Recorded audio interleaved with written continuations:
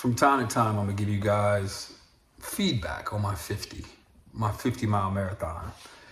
Lessons from the 50s, and I'm gonna call them probably. I don't know, we'll see if they last or not, but I ran a 50-mile marathon a couple times. Once full completion, another body broke down, didn't finish.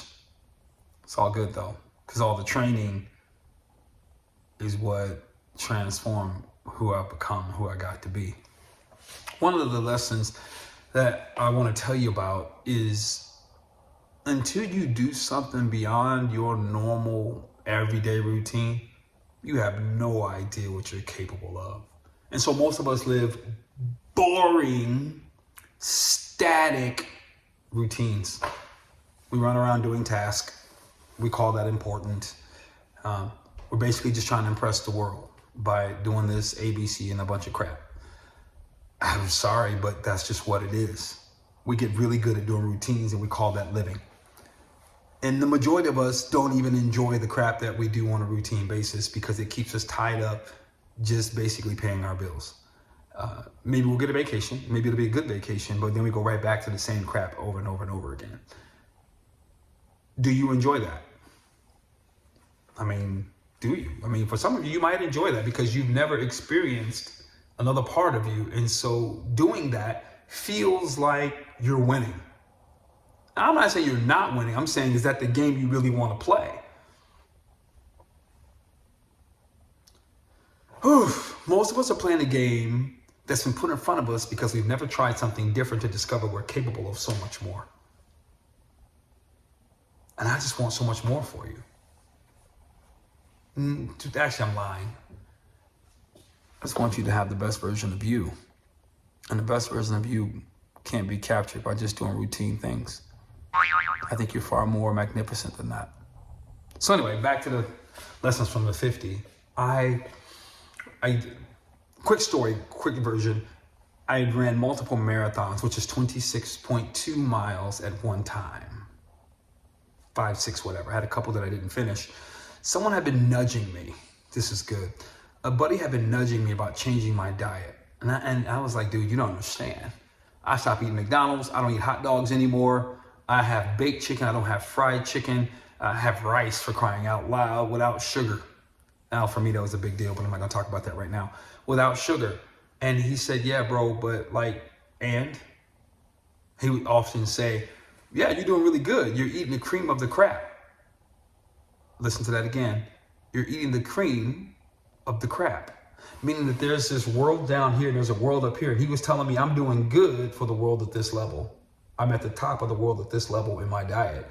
That's a whole other conversation. That's a whole other world. You have to watch my other videos because I'm gonna have to talk about that because so many of us think we're doing so good. And we are, compared to the ghetto food or let me rephrase that, compared to the food that we could only afford beforehand. Based on priority. And so I was living here. I might have gotten here. But what he was trying to introduce me to is a whole other world. And after that first marathon, I thought, whatever, I need to work harder, even though I had a really great training season. That second marathon, when I didn't finish, someone who had been yelling in my ear for years, bro, you need to change your diet. You need to try to go raw, get more living nutrients in your body. I'm like, dude, I'm already doing that. Why are you bothering me? I know what I'm doing. I'm eating better than my family was eating. Nah, bro, you need to change your diet. You need to get it together. You need to shift it. You're trying to get your body to perform, to do something that's never done before. You see, many of us are trying to do something that's never been done before, but we keep feeding it the fuel at the level of the cream of the crap. Oh, man. Which means we stay stuck because we can only peak out at a certain point. We're trying to go hard. We're trying to accelerate. We're trying to take it to the next level, but we're still eating a piece of shit. And as a result of that, we top out, we peak out, and we think it's just our stomach's full, but it's not.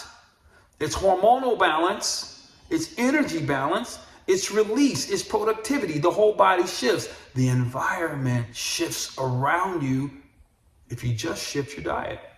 I wasn't even planning for this one to be about diet. I won't go too far, but what I will tell you is this. After that second failure, where I reached the glass ceiling of my athletic ability, my life experience to that date, I finally listened to somebody who had been telling me something that I didn't even agree with. I was giving him attitude. Bro, you don't know what you're talking about. Bro, you're a fanatical. Bro, are you crazy? Dude once said, food is spiritual. I'm like, come on, man. You done really lost it now. Food is spiritual right now. Oh. And he was right. He was right. He was telling the exact truth, but I didn't know it because I was playing in my cream of the crap mind, where I've been conditioned in American society to believe that this is what's good, this is what's right. Because after all, nobody in the news was talking about it. Nobody in my community was talking about it. No famous YouTuber was talking about it. And so I thought I knew about it. And that's the attitude we often take into our lives. We think we know something until we reach a peak and we think, well, that's just the best for me. And that's the trap, is that you think that where you've peaked out is the best for you, and then you blame it on God, you blame it on the universe, you blame it on the white man, you blame it on society, you blame it on the blacks, you blame it on somebody other than you. But this is where you have the chance to grow. If you would just shut up and listen. Shut up and listen to somebody who knows something potentially a little bit different than you. And that's where my opportunity came in. You see, I had been trying and trying and trying. I had already had success, so I knew I could do what I wanted to do. But I knew that there were people peaking out at a much higher, faster run time than I had ever experienced. I wanted access to that.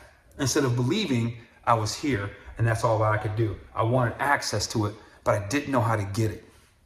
It was after that second fail, 2 years in a row, I finally said, all right, man, what? He's like, dude, you need to go 100% raw vegan. What? You need to go raw vegan. Oh, hell. I was so hungry. I was so hungry that after that second time, I went 100% raw vegan. Let me tell you what happened. I'm going to tell you in a short version. With general marathon training, you run 3 days a week, anywhere from 5 to 9 miles. On the weekends, though, that's where you put in that one long haul on a Saturday where you're running 12, 15, 19, 21, whatever it is. Typically 21 miles is the peak. And you run that in training for a 26.2 marathon. I said, okay, I'm gonna really try this out. I shifted my diet. I went 100% raw vegan. There's a whole story behind that. I'll tell you in another video. I was running 2 long days every weekend back to back, Saturday and Sunday. So if I ran 19 on Saturday, I might run 15 on Sunday. Then I started going 30 on Sunday, 30 on Saturday, 26 on Sunday. Did you hear what I just said? I was running back to back. I was having brand new peaks. I was running marathon distance in my training runs. Oh, and I decided to run a 50 miler to find out, what can my body do? I'm gonna leave the video with this. I found that I broke that ceiling and a brand new one opened.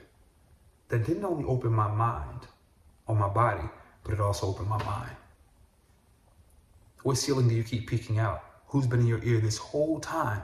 And you just keep going, nah, you know what you're talking about. You don't know what you're talking about.